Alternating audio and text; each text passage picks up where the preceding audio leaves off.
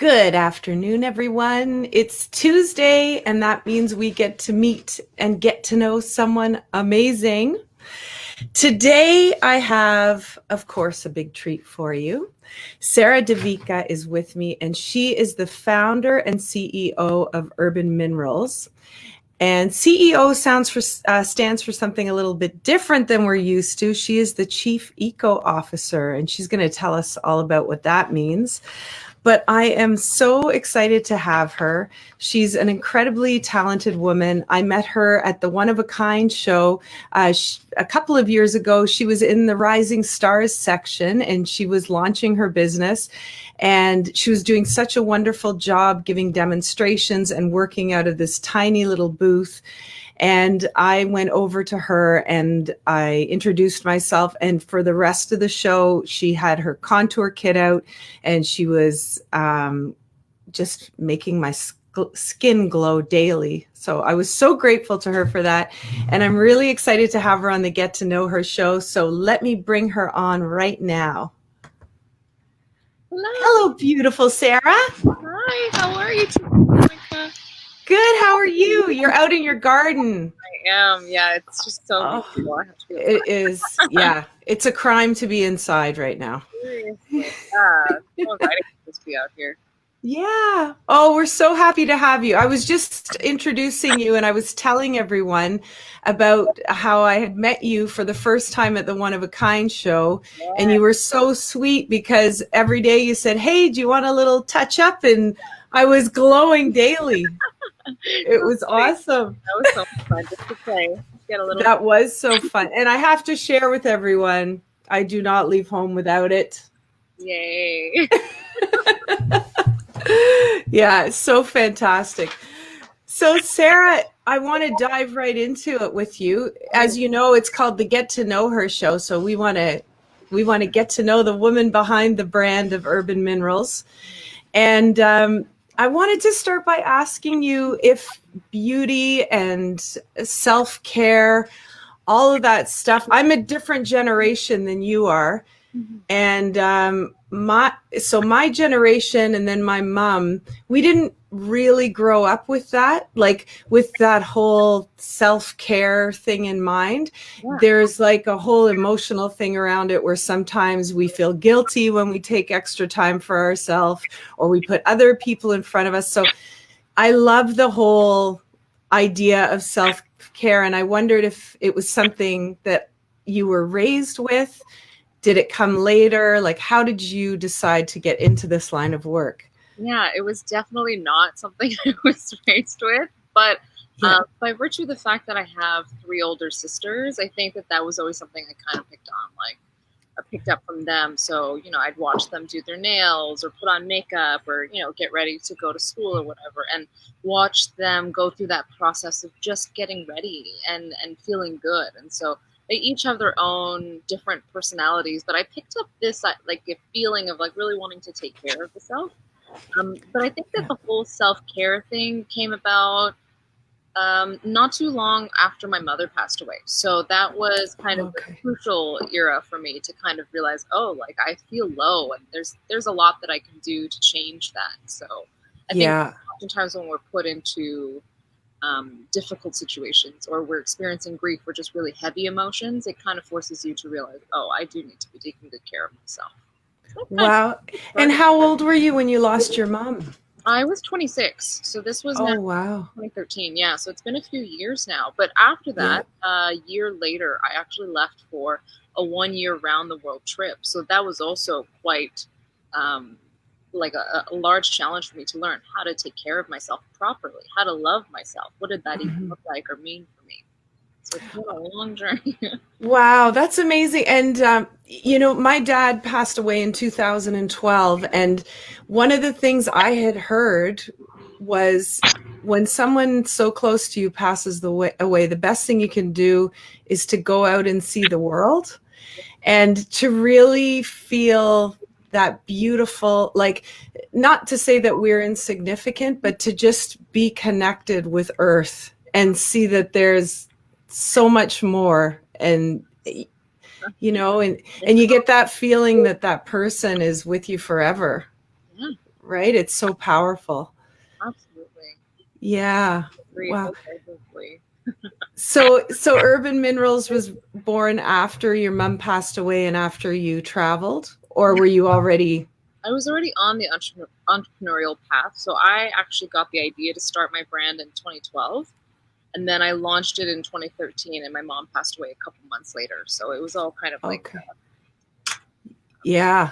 timeline. But yeah, it's been a one of those kinds of things where it's like not linear at all. Life kind of takes you on your own journey anyway. So Mm-hmm. it's been it's been interesting. There's been a lot of peaks and valleys. Yeah, for sure. So I remember when I met you, that was 2017.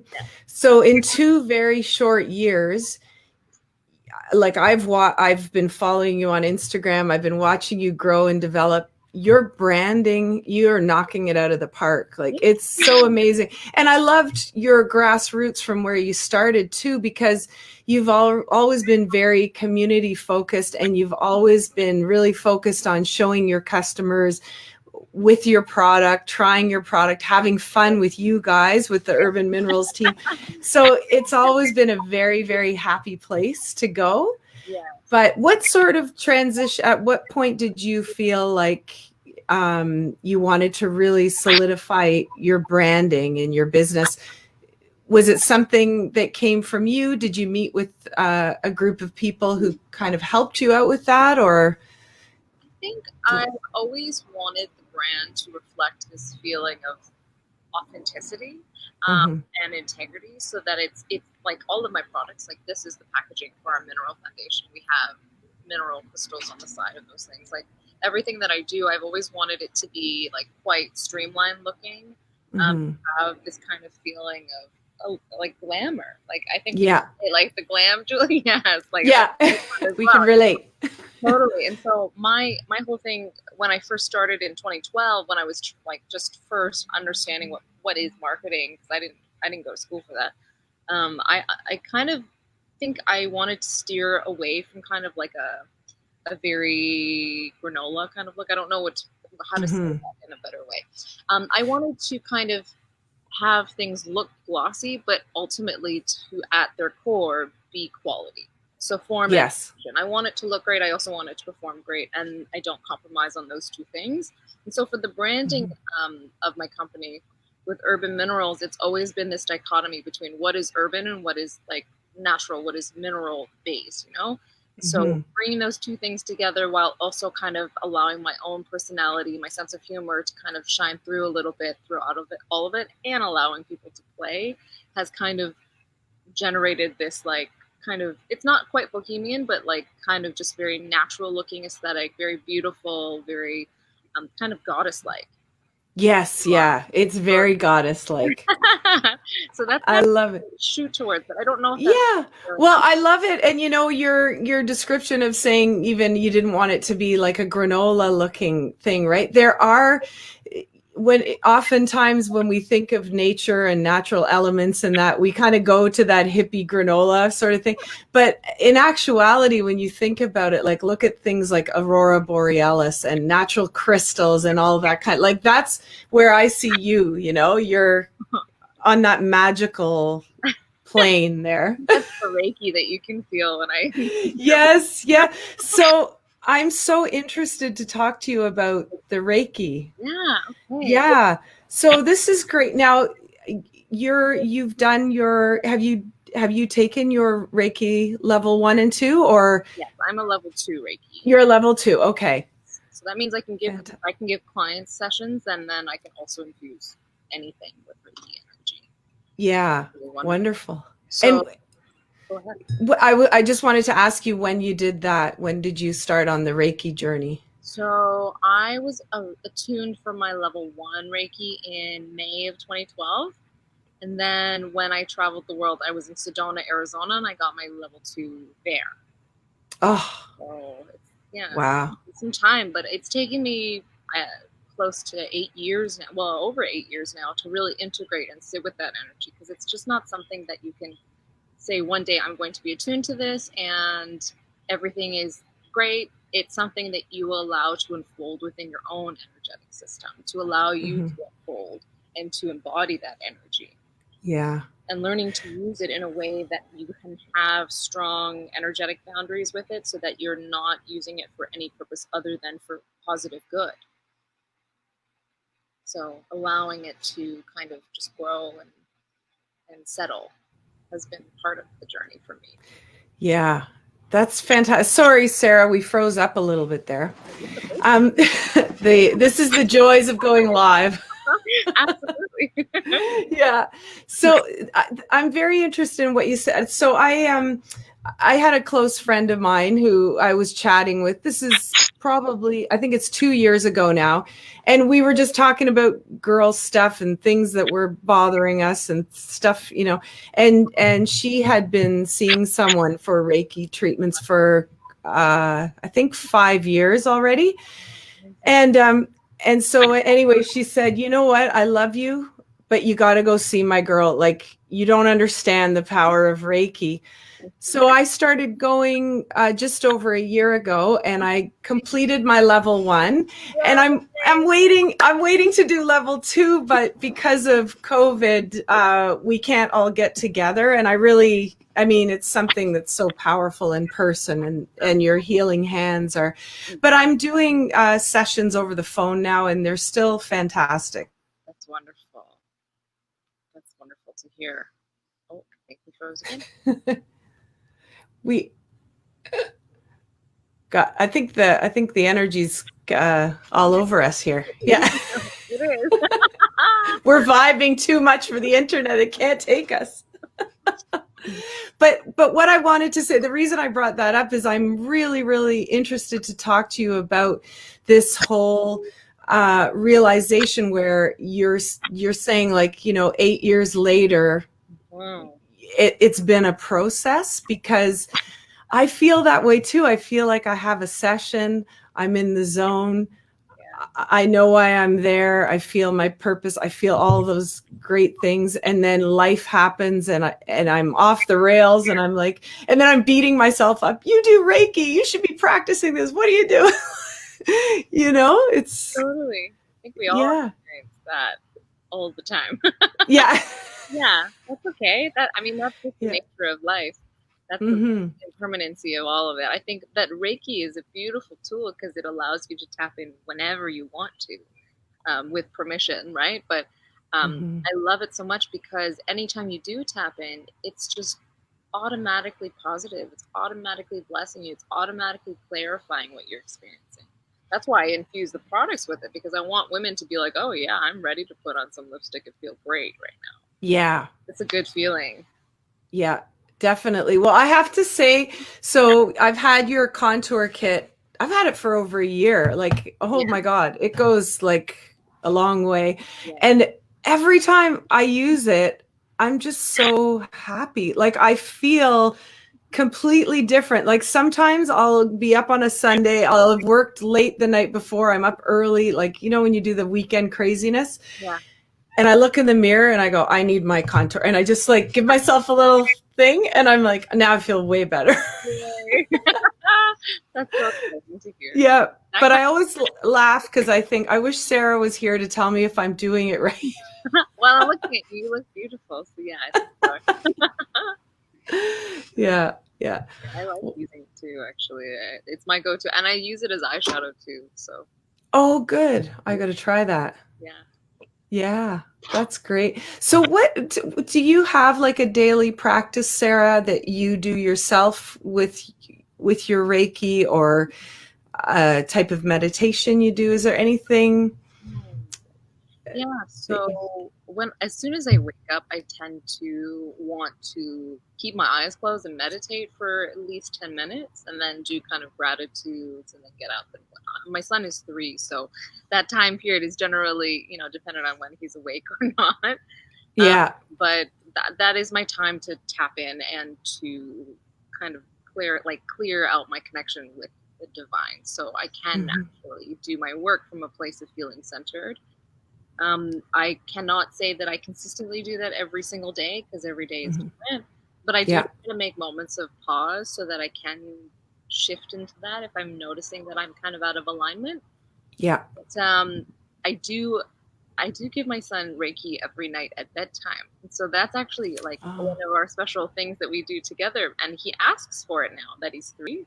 So it's just so beautiful, like oh, getting to have that moment with him, praying with him, and then giving him Reiki before he just kind of goes to sleep.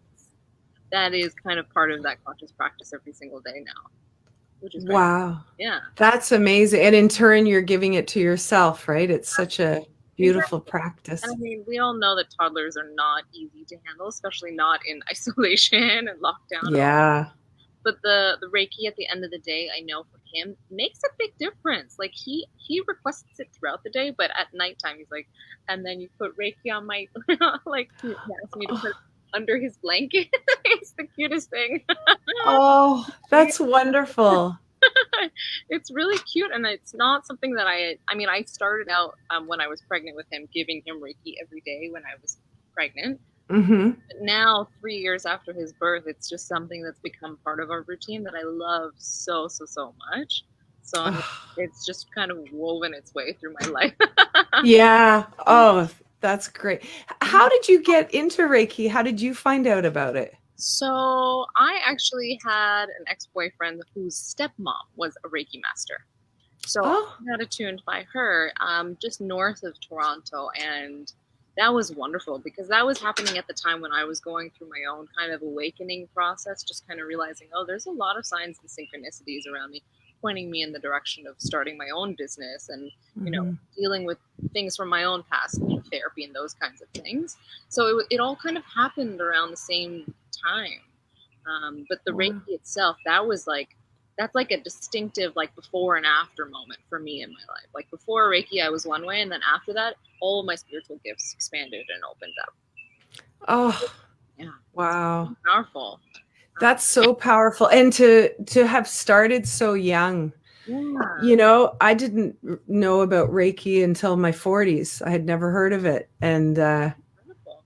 yeah. No matter when it So, finds you, I think that it's beautiful to think that perhaps in a past life, if you're encountering it, similar to different meditation practices in this mhm. lifetime, that you've done that many times in multiple other lifetimes. So I think that Reiki has this kind of way of finding you no matter where you're at.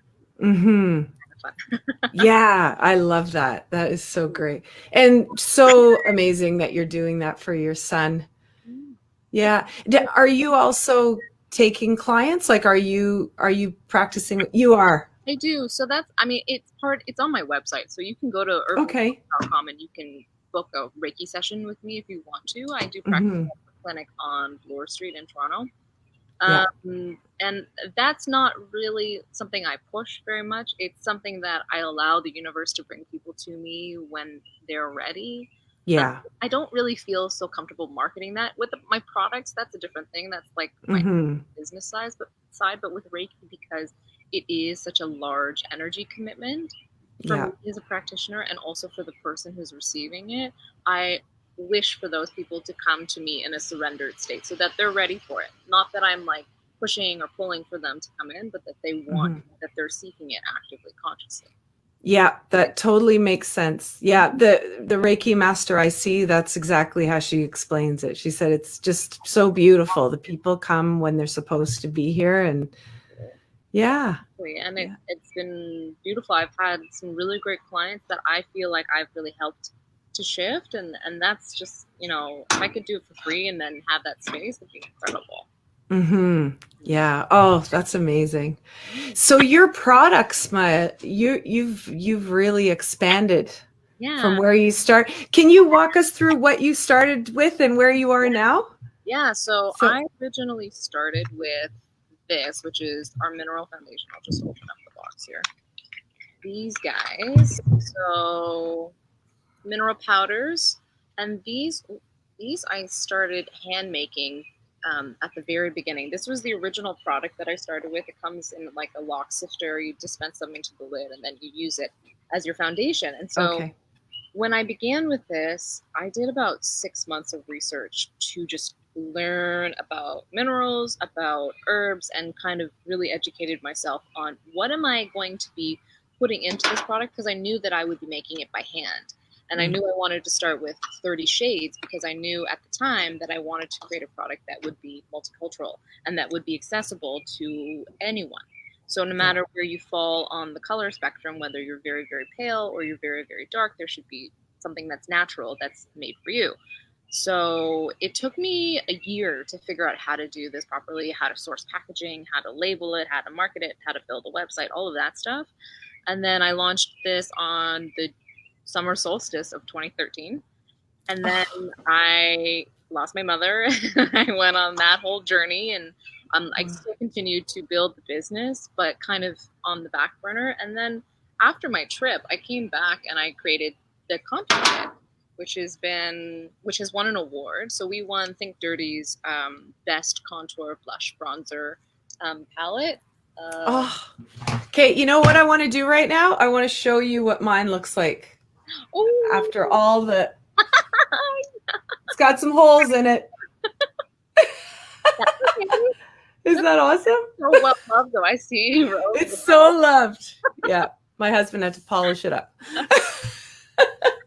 Well, this was a labor of love as well. Any product that you create ever is going to be a labor of love. But this, I wanted to make sure that it would kind of still fit with the Urban Minerals integrity foundation, so that it's natural. There's nothing in here petrochemical wise. There's no fillers, artificial fragrances, none of that stuff. It's meant to be clean and natural. The ingredients reflect that. It's also vegan and cruelty-free, and we use organic ingredients wherever possible and wherever priced, cost effectively. But that was really exciting. And then after that, I kind of relaxed for a bit, and then I created my lipsticks. So these guys, I have 7 shades. They're all there, but these guys are really fun. So these have also just won an award as well. Luxe Life magazine nominated us for the best vegan lipstick of 2020 for their health, beauty, and wellness awards, which is so exciting. So yeah, congratulations. Thank you.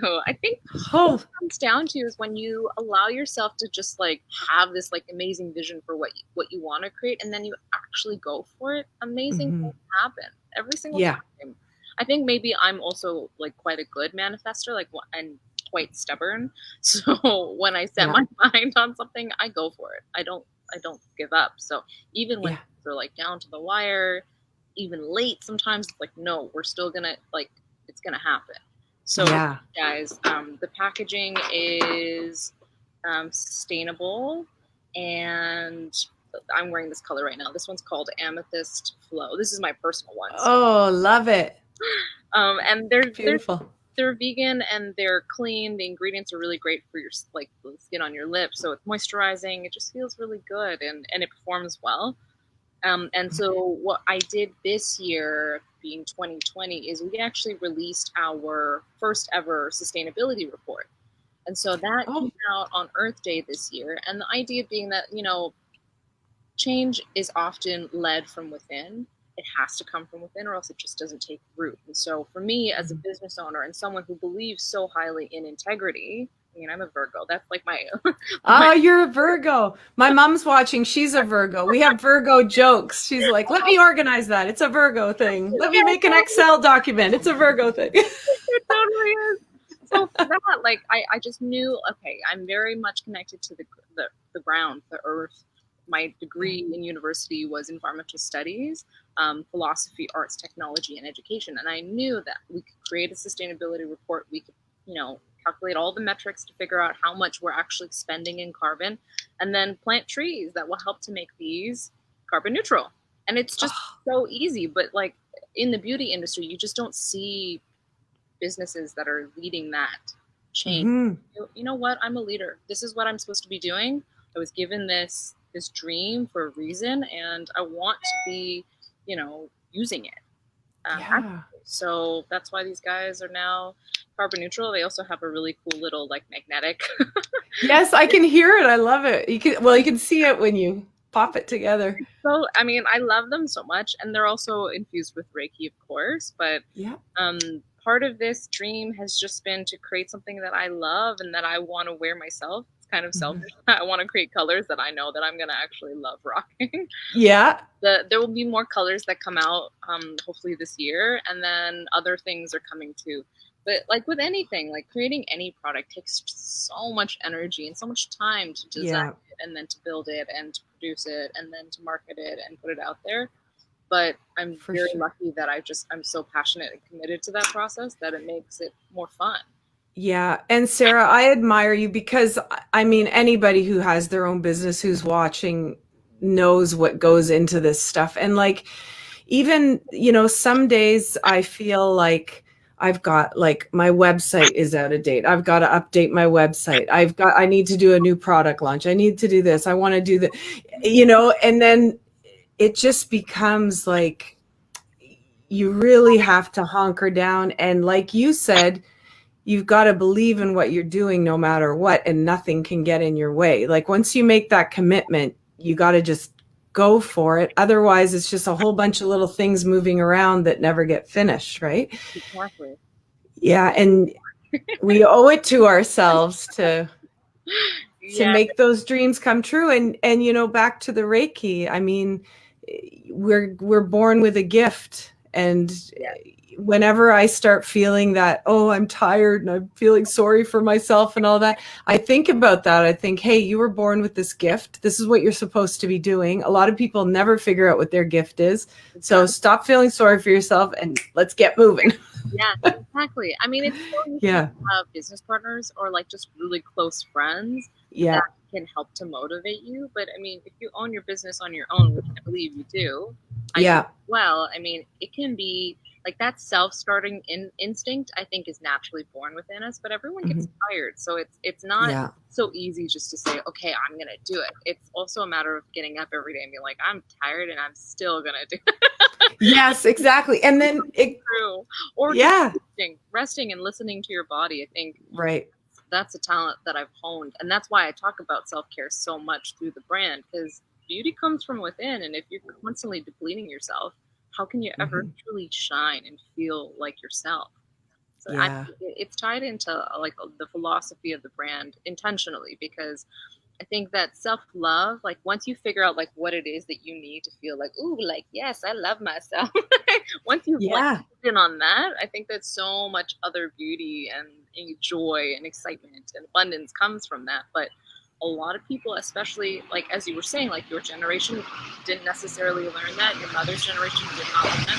Excuse the motorcycle. That's okay. For a ride. But if that's all good.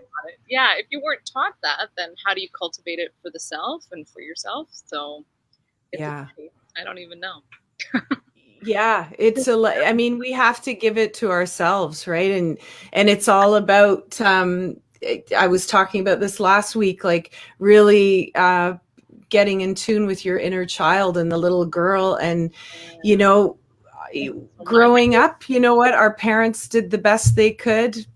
We were exposed to whatever we were exposed to. But at some point in life, we have to own that, and we have to be good to our little kid, and we have to mother ourselves, because I mean, she knows what she needs, so we just have to listen. Yeah, I think through years of going to therapy, one of the most useful like mindsets I've learned is this idea of the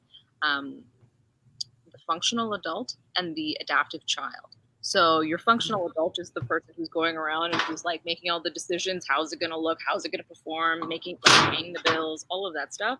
And when you're regulated or you're feeling triggered, that's when your adaptive child comes out. And so that adaptive child needs to be heard, but it should really only be an active, like out, like 3% of the time. That 97% of the rest of the time, that's when your functional adult should be in operation. But so many of us kind of walk around thinking, oh, I'm triggered, but I'm just not going to do the work of checking in and soothing my little. And that's so many people don't hit the mark, especially if you are someone who is ambitious and wanting success. That's truly, I think, the key of it, the core, the kernel of finding that success is actually really taking great care of yourself internally first. And then from that space of like being like, are you okay? Like, what do you need?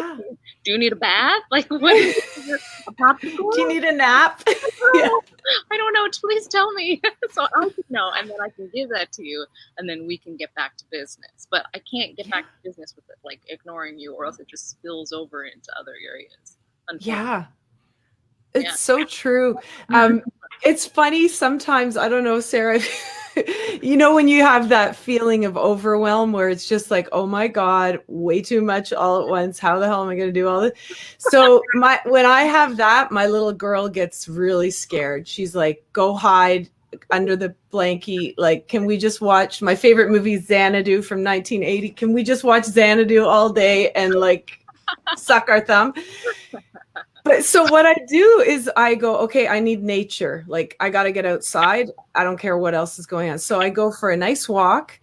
And then I notice the older I get, I talk to myself. I'm like, okay, so here's what we're doing. And this is how we're going to feel better as soon as the oxygen starts pumping. And then I'm like, oh my God, are people, hey, maybe I should charge them. They can listen in. I could be a talking motivational speaker. Yeah. Well, I think that talking to yourself is a really good sign, actually. I mean, as long as you're checking in with you, whether it's verbal or not, that's really all that matters. Yeah. I think that's a great thing. That's right. Otherwise, we just walk around like numb. Like, how can you operate like that? If I prioritize authenticity in my relationships, in the way that I communicate, I cannot do that unless I've actually connected in with myself. And if in connecting with myself, I realize that my own inner child is just like pissed off or sad or, you know, like uncomfortable, I have to do something about that. She needs me. No one else is going to be taking care of her on my behalf. It's me. Right. Yeah. And you know what I still find challenging is when we are, you know, in front of people who we love and care about and have been in our lives for a long time. And we see it's so hard to say, hey, I can help you with that. Like, I want to help you. There's a way, you know, there's this whole thing around codependency and you want to let people, I think that's another lesson with Reiki is to allow people to learn and to take the journey themselves, right? Like we can't interject and say, hey, I'm going to control you now and tell you how to feel better about yourself, which is, codependency. It's funny, I've been learning a lot about codependency this year, and a statement around that, or a definition for it that really resonates for me, is that codependency is an emotional addiction is a behavior pattern that satisfies an emotional addiction. So whatever we get addicted to, whether it's, you know, another person's energy, we just want it so badly, or whether it means eating a whole tub of ice cream, or however that plays out for you, if it's fundamentally like not serving you, if it's causing you to like crave for something or have an aversion for something, that's causing you to like fall out of balance. And so reparenting that inner child in a healthy, positive way and motivating her to feel good, to seek out that good feeling, is a way to kind of uproot all of those codependent behaviors. I mean, all of this is like psychotherapy. Yeah, I love it. Have you read the book Codependency No More? No, I have not, but I think okay. I'll send it to you. I can't remember the author's name now, but I just listened to it on audiobooks while I was working, and it's a real eye-opener. You know, you think, and sometimes we go into these things thinking like, oh, this person in my life is codependent, I'm going to read this book and fix them. And then you go, holy shit, it's me. Oh, I'm codependent. I got a problem. Yeah, I think we all kind of do, but yeah, to confront it or not is a different thing. Yeah, exactly. Yeah, it's amazing. I could talk to you all day. Like, I feel like I want to take this into the night, have a bonfire. Totally. Watch the stars. Yeah. Oh, this is great. So, Sarah, you know what I wanted to let people know too is they absolutely have to go on your Instagram page and watch you do your makeup tutorials. Oh. You're the best. Like, I have never seen anything like it. And I watch them and I'm like, oh my God, you blow my mind.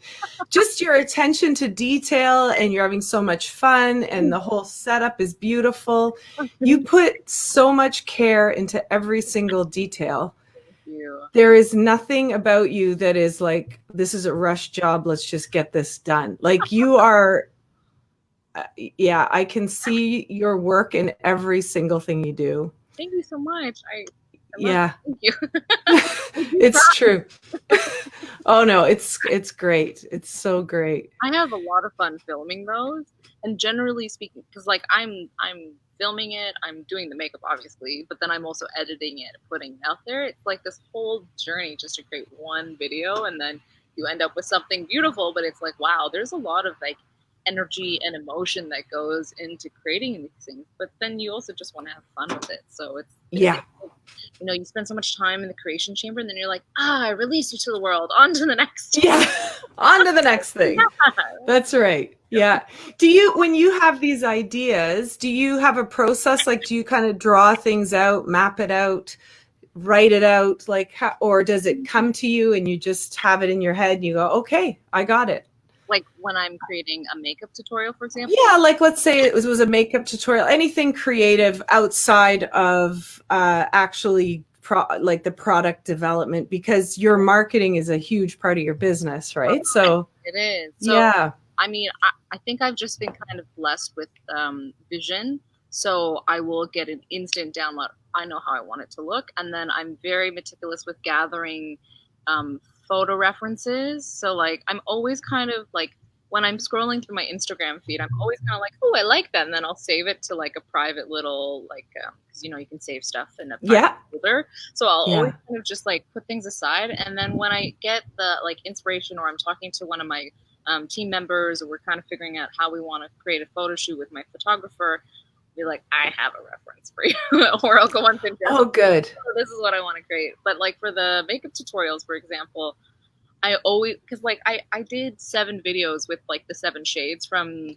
the lipstick collection. Mm-hmm. So I really wanted to create videos that would kind of like build off of the name. So like Boss Up Red, for example, like this color, it just every time I put it on, I'm like, this is a great red. And I just wanted to create like kind of like a vampy, like classic Hollywood look. So I did like glam waves. I'm like, yeah, this feels right, you know? But I think when it comes down to it, I have a strong vision for how I want things to look. I am meticulous in getting there, but I also really am just all about the emotion. Like I want it to feel the way that I envisioned it. So I'm going to just work towards that and hope I end up there. I take notes, but you know, like it's just part of the process of being an artist and kind of just allowing the artistic process to take you. Because I make mistakes. It's not like I'm perfect, but I edit those mistakes out. I've never seen one. Well,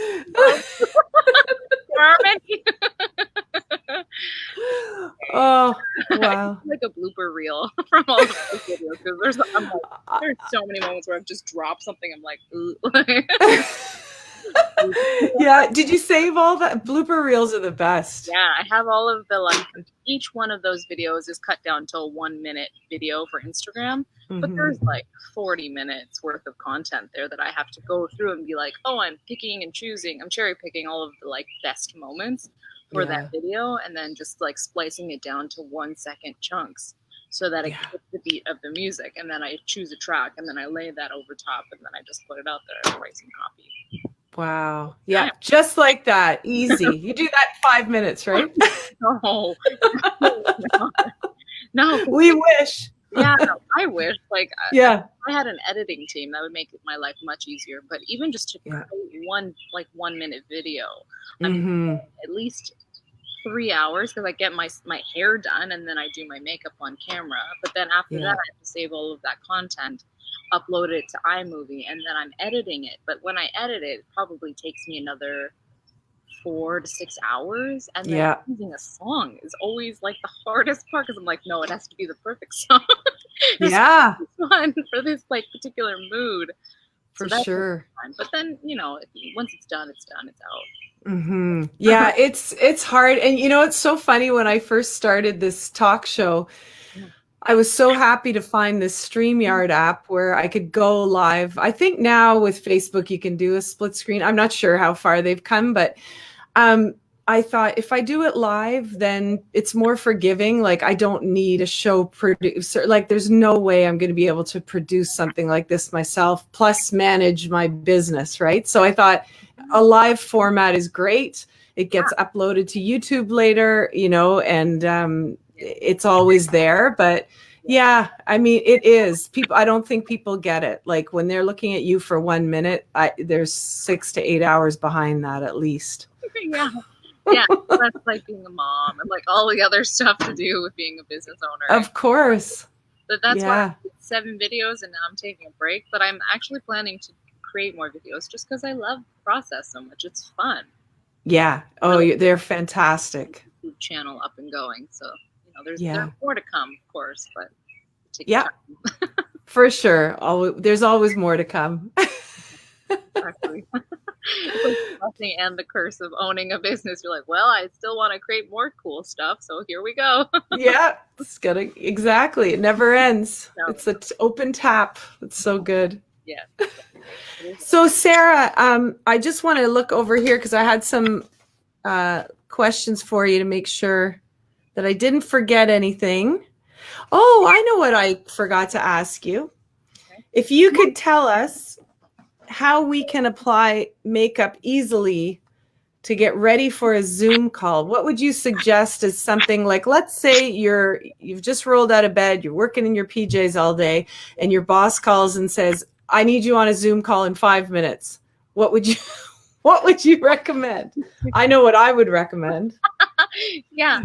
But I would too. I didn't bring any brushes out here, but I would just, I mean, if you have a light to medium skin tone, our contour kit is fantastic. Yeah. That and like an easy thing. Okay, so from the base up. So you always want to make sure you have great moisturized skin. So that's just, you know, always across the board. Make sure your skin is happy and hydrated. Yeah. And if you want to use a mineral powder that will help with shine, then you can use our mineral powder because it will give you coverage. It'll help with any red spots or any, you know, hyperpigmentation on the skin. And then you can just kind of dust, in the T-zone. So you know you're not looking too oily or too shiny on camera. And then like a little bit of highlights. So something